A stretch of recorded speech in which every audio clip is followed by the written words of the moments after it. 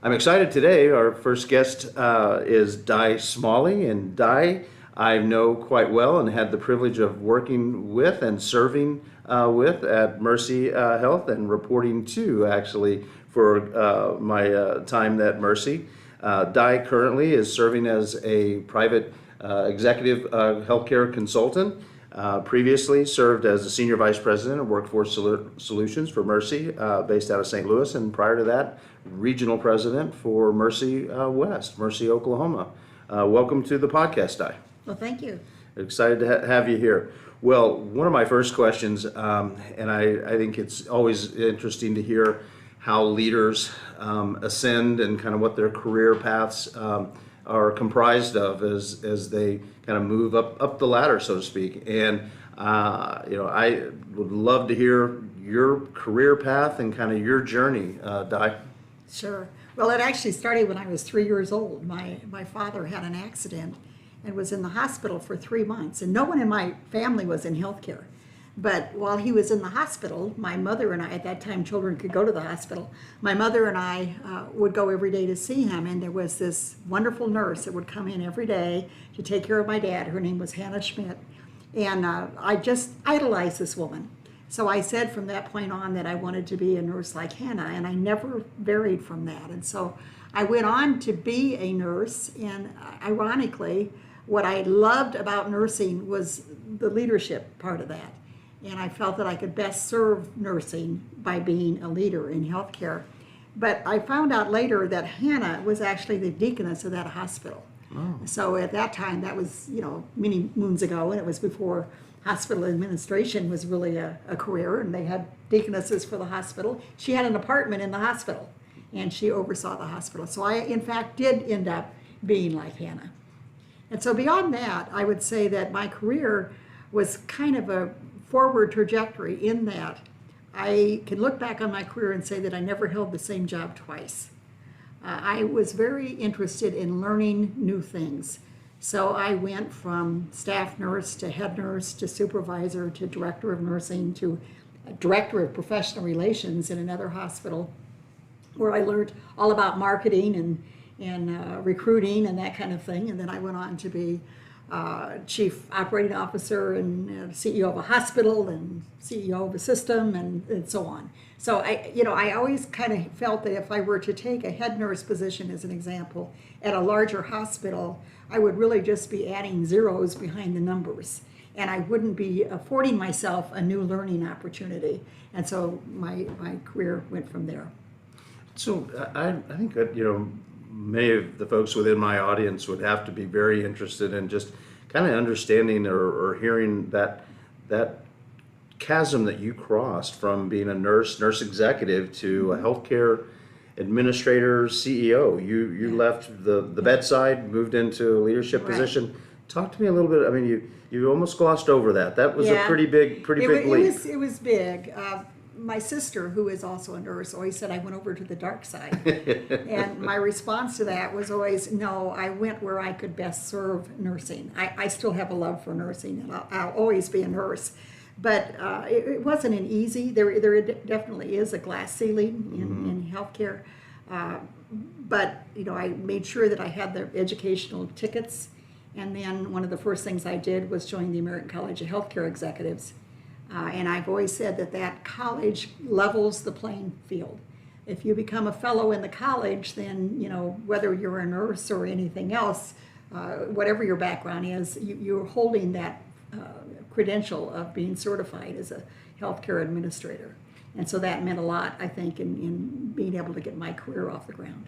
That's interesting. And at what point in your career was the college healthcare executive, the board, did that come into play for you? Well, it was kind of funny how that happened. I was the director of nursing at a hospital, and the administrator at the hospital told me that he was going off to a seminar, and I asked who was putting it on, and he said the American College of Healthcare Executives. And I asked him about the organization, and I said, well, gee, maybe that's something I should look into. And his response to me was, well, I don't think they really consider nurses as leaders. Oh. Now, there's one thing you never want to tell Di Smalley, and that's that she can't do something. And so I made up my mind at that point that I would not only join the college, but I would be one of the best people the college ever had. And so Along that line, I went from obviously joining the college way back. I believe it was maybe 1973 I joined the college, to serving on numerous committees, to becoming a regent, to becoming a governor, and then eventually chairman of the college. And that certainly was a pinnacle of my career. I was the fifth female to ever be chairman of the college, and the second nurse, and the first female nurse to ever be chairman of that college. And the college was in existence for over 125 years. And then probably one of the greatest honors of my career was receiving the Gold Medal Award, which is the highest honor of the college, after I had served as the chair. And you dove into the deep end of the pool, so to speak, with both feet, and I did. And then just immediately started kind of moving and navigating yourself through the college. And Well, in fact, when I was working on my master's, I actually did my master's thesis on what gave nursing directors a feeling of power and influence in their organization. I've always been interested in that topic because I do believe that nursing, being the critical part of healthcare that they are, should have a voice at the executive table. Absolutely. And so I've always been very interested in making that happen. and have served as an example of that, I have. and then also have led by example as well, and making sure that nursing within your boards that you've either participated on or led, which you've led many in your career. Well, one of the things I'm anxious to hear about, you have a DIE's top 10 list for emerging leaders that you've shared, and I would love for you to kind of take us through your DIE's top 10. Sure. So, I one day was asked to give about a 30-minute speech at a college in Omaha, Nebraska. And I knew I had to condense what I was going to tell them, because I have a whole lot. When you're an old woman, you have a lot to say. So I thought, well, what I'm going to do is I'm going to develop my top 10 leadership lessons. And so that's what I'm going to share with you. And the first one is, everybody has a story. And it isn't the leader's place to judge, it's the leader's place to understand. And I learned that lesson when I was 12 years old, actually. My father was a policeman when I was growing up, chief of police in my hometown, and he was notorious for bringing people home for lunch without announcing this to my mother ahead of time. And so one weekend, he brought the governor of the state home for lunch, and we were having leftovers. The next day, he brought what at that time we called the town drunk. Today we would call a homeless person home for lunch. And so, being 12 years old, and of course knowing everything at that age, that afternoon after Charlie left, I said to Dad, well, I just don't know why you would do that. And, gee, you have the governor one day and the next day you bring this guy home. And he said, well, Di, who do you think was the hero? And I said, well, of course, the governor. And he says, and of course you would be wrong. He said, Charlie, that was there with us on Sunday for dinner, was a D-Day survivor and what was suffering from what we would today call PTSD. And so he was he was essentially kicked out by his family, and he was looked after by the police. And what my dad said to me was, Di, everybody has a story.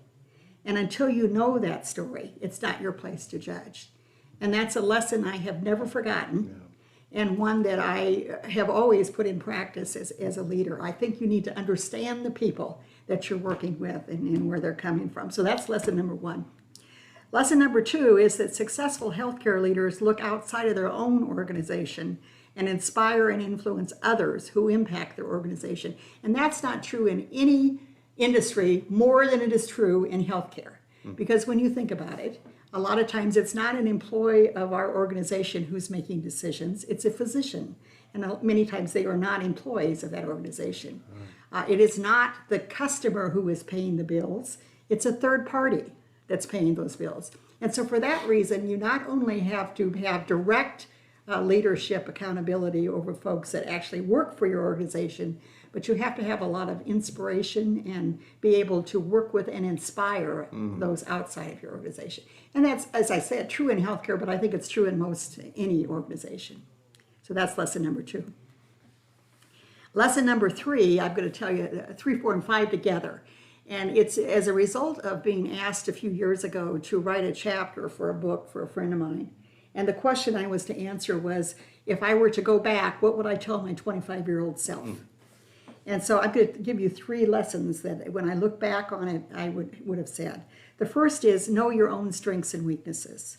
You know, when I was 22, 23, I thought I could do anything. I mean, there was just probably nothing that I didn't think that I could accomplish if I wanted to. And what I found through the years is I could probably do it, but I may not be the best at doing it. And I think it's the role of the leader to know what your own strengths and weaknesses are and surround yourself with those that have greater strengths than you do in certain areas. And so that was lesson number 3. Number 4 is understand and accept your personal values and know your limits. If I could go back, I wish I had defined my own personal values a lot longer or a lot earlier than I did. Because when I look at my career, the times that I was most uncomfortable was when I was working either for an organization or a leader that did not hold the same values that I did. And that is something that if I were to go back, I would have avoided those types of situations. In my personal world, respect and trust are my top 2 values that I can't work with an organization or a person if I can't respect them and I can't trust them and I can't feel the same coming from them to me. So that's lesson number 4. And lesson number 5 is volunteer for it. You know, people have asked me many times, how did you as a woman get to where you are in your career? And my answer is always, I volunteered for it. And that doesn't mean I raised my hand and said, hey, I'll be the CEO. What it means is that in every single organization, in every single position I've ever had, I have volunteered to give more to that organization than they ever paid me for. And an example would be my first job. I was 21 years old. I was working as a nurse in my hometown. And I was going to college at the time, and every day I would walk by the library. Now, you know, for you young folks, we used to have paper libraries, and it was very critical that those were in good order so that physicians could research diagnoses and so forth. And this library was just a disaster. I would walk by the door, and there was books strewn all over and magazines and whatever. So here I was, 21 years old, but I marched to the administrator's office, and I said, can I straighten out your library for you? And he said, well, you know, we had a librarian, but we had to let the librarian go because, you know, we had some cost issues. And I said, I'm not asking you to pay me. I'm asking you, would you like me to straighten out your library? And he said, well, sure, if you want to, go ahead. So I would come in between classes every day, and I would be the librarian for that hospital. There was some other things like that in that role that I did. And I was about 24, I think, when a supervisor position came open. And apparently some of the older nurses didn't want that position, and so who do you suppose they went to? They went to me. Now, I am not saying that you should volunteer because it'll get you promotions, but I do think it does get you interest, and people begin to know you because of that. You really volunteer for your own personal, I believe, ownership of the organization you're working for. The more you do for an organization, the more invested you feel in that organization, and I think that's very important. So that's lesson number 5. Lesson number 6 is it's a leader's responsibility to drive out fear and foster creativity and a feeling of investment and ownership in each coworker. And the story I would tell here is this. When I was working as a staff nurse, very young nurse, probably 22, 23, I was working in the intensive care unit at this hospital, and we had this particular procedure we did that I thought was a very awkward way to do it, and I had been taught a better way to do it in nursing school. So one day I came in early and I said to the head nurse, you know, I know a better way to do X, Y, Z. And she looked at me and she says, what's wrong with the way we do it now? I wrote that procedure. At which point I said, it's wonderful, I'll do it like that forever, and, you know, walked out. Yeah.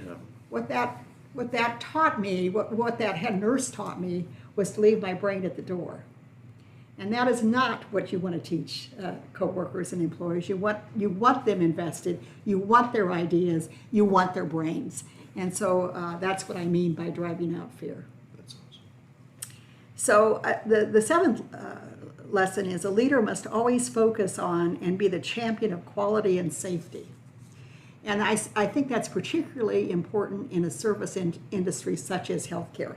The definition of service that I love is service is a product that is instantly consumed. And stop and think about it. You know, we can't put somebody at the end of the assembly line and pick off every faulty widget and then only, you know, deliver a quality product to our coworkers, because the minute we do something, the minute we make an incision, the minute we give a pill, the minute we do anything like that, it's consumed already. And so I think we have to be additionally focused on quality in our organization. So I think that's certainly a role of a leader. My 8th lesson is a leader must create such a compelling vision as to where the team should go that they willingly and enthusiastically follow the leader. I believe that part of leadership is being a good salesman. You have to be able to sell your vision to the organization in order to get people to go for it. And you know, one of the greatest compliments ever paid to me, I was up for an award for something, and one of the physicians that worked for me wrote a letter of recommendation, and he shared it with me.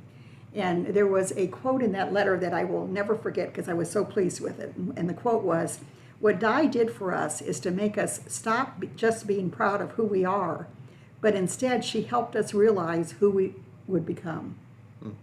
And I think that is so very important. It's easy to rest on your laurels, be very proud of who you are, but you know, I have never seen any organization shrink to greatness.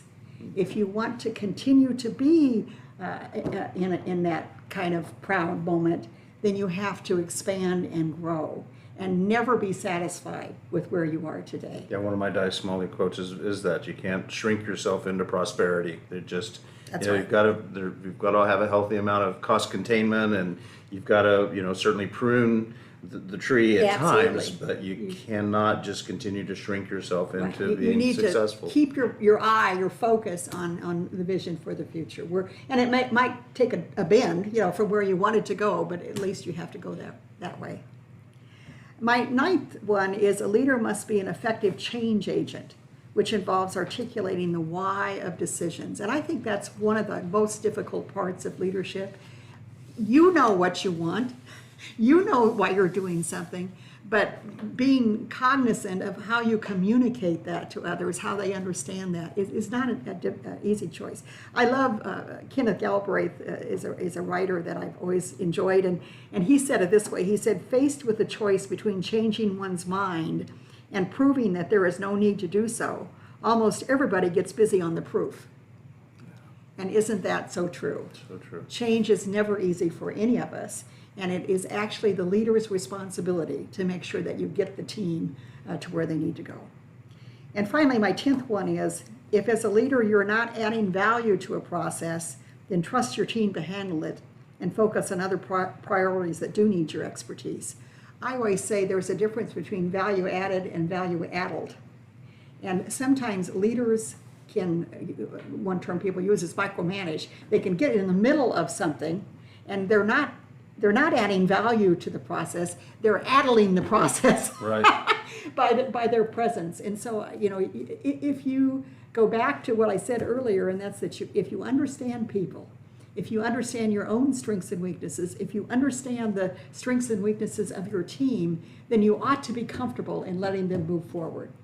When did that happen for you? Because I had always admired that about you, and I have said that you know, you had to have been one of the least micromanaging leaders, but that can't, I mean, that didn't just happen. No, in fact, it's kind of funny, Keith, and in fact, it has to do with human resources. When I was the CEO of a hospital, I had a leader who I really liked the lady, but she just didn't seem to be able to get anything done. And so one day I sat down and I wrote an action plan to help this lady get where she needed to be, you know. And it was multiple, you know, steps, and there was checkpoints, and I was going to do this, whatever. And I went down to my HR director, and I showed it to her. I was very proud of it. I mean, I spent 2 days writing it, and I said, now, you know, this is your role. You're going to do this and this and this. And she very quietly, she listened to me go through the whole thing, and she says, so Di, what you're saying is the two of us are going to do her job? And you know, it was an aha moment for me. Yeah. I thought, well, wait a minute, you know, she's right. I mean, why am I putting myself in the middle of this? you know. Working harder at making her Exactly. successful than she is. Yeah. We have our own jobs. That's You know, right. she needs to do this, or we're going to have to get rid of her. Unfortunately, we ended up having to get rid of her. And the funny thing is, I saw her later, this lady, at the grocery store. It was several months later, and she came running up and she threw her arms around me and she said, "Thank you." She said, "You know, I was in the wrong role, and I didn't realize it." And I can tell you that that's happened in my career more than once. Yeah, it does, and you've actually provided an opportunity and probably relief, to her, and help actually probably clear the way for her to enjoy being in the right role, Right. because all too often. So I'm curious, Di. I know this has never happened for you, but working with a difficult boss or a dysfunctional team, talk to me a little bit about. What do you do? How do you Oh, approach? it's happened, Keith. It's happened. So first of all, I'll go back to what I said was leadership lesson number one, and that is that everybody has a story, and so do leaders. Yeah. And so I try my best to understand where leaders are coming from. I was, in fact, counting up last night. I have worked for 18 different senior executives in healthcare. And some of them were really, really very good. And some of them really weren't.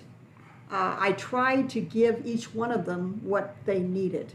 And by that I mean I didn't come to work every day and do exactly what I did the day before if I had a new leader.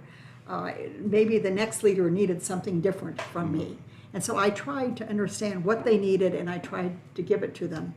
And that was, the way I handled it. Now I will say that the worst leader I ever worked for probably gave me the most valuable lesson, because he was the one who said, "I don't think nurses are leaders." He was a terrible administrator, but I loved the hospital that I was working at, and so I worked with him. But if he had not made that statement, I probably wouldn't have joined the college and it would not have resulted in what I said before. It was the greatest pinnacle of my career. So my point is, you learn from everyone. Yeah. You have to handle things. If you can't, and I'm going to go back to the lesson that I was telling you about values. If I find myself in a position, and I have, where I'm working for someone who I just simply cannot buy into their values, then I'm the one that has to leave. Yeah. And I have done that. Because you can do your best, you can try your best to understand, you can change how you do things in order to meet their needs, but if meeting their needs goes against your values, then you don't want to be in that position.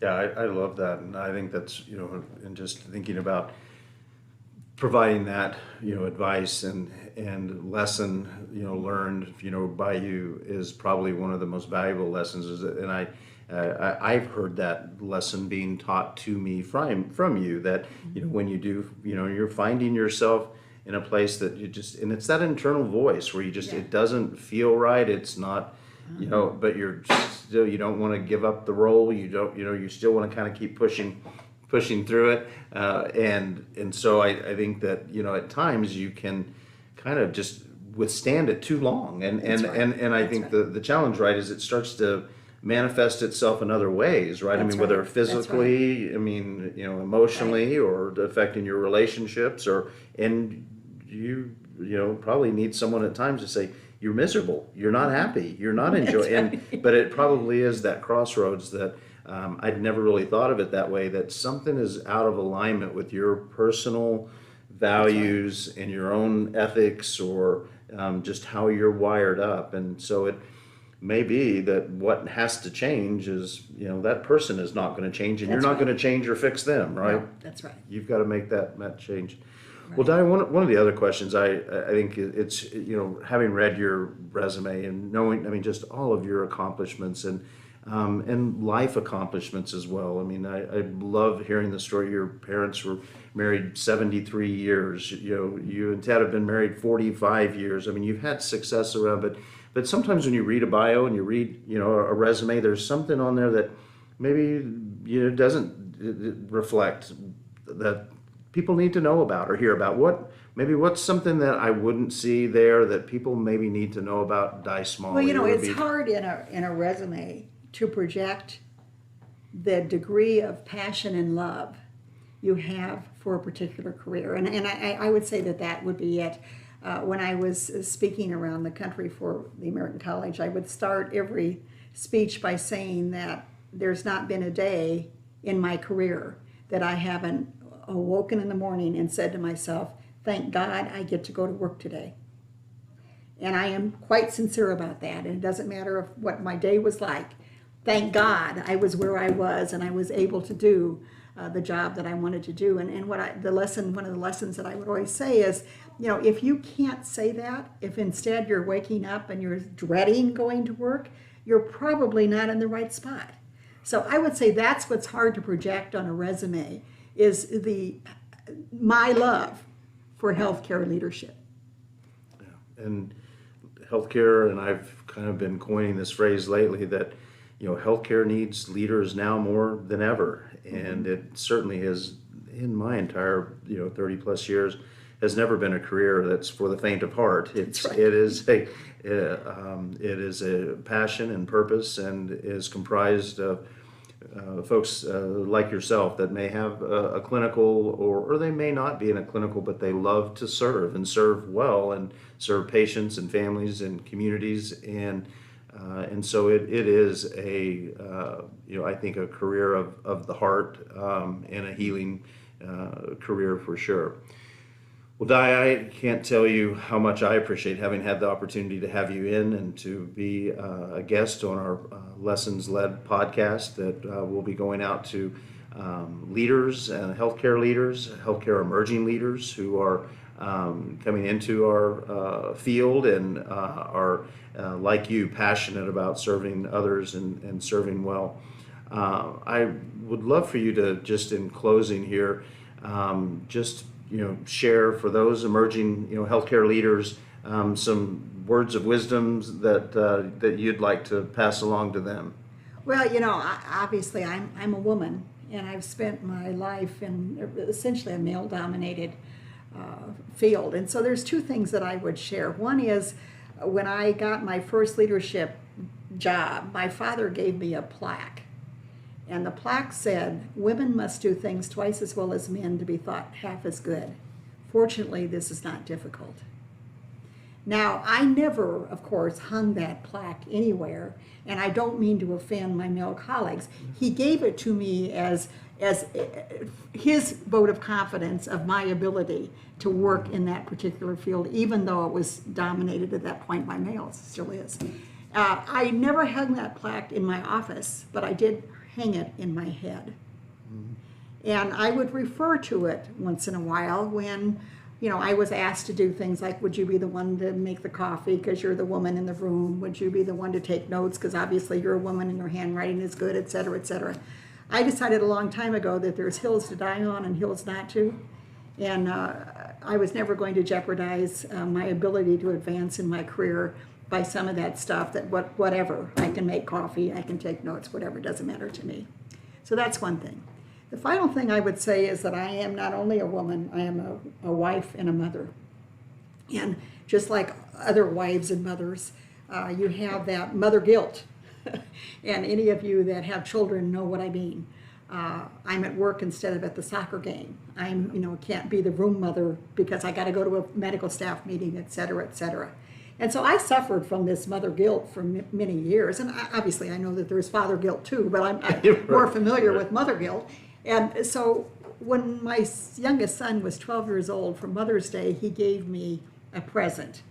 And I don't think at the time he knew what it meant to me, but it was a journal. And it was one of those journals that you write in.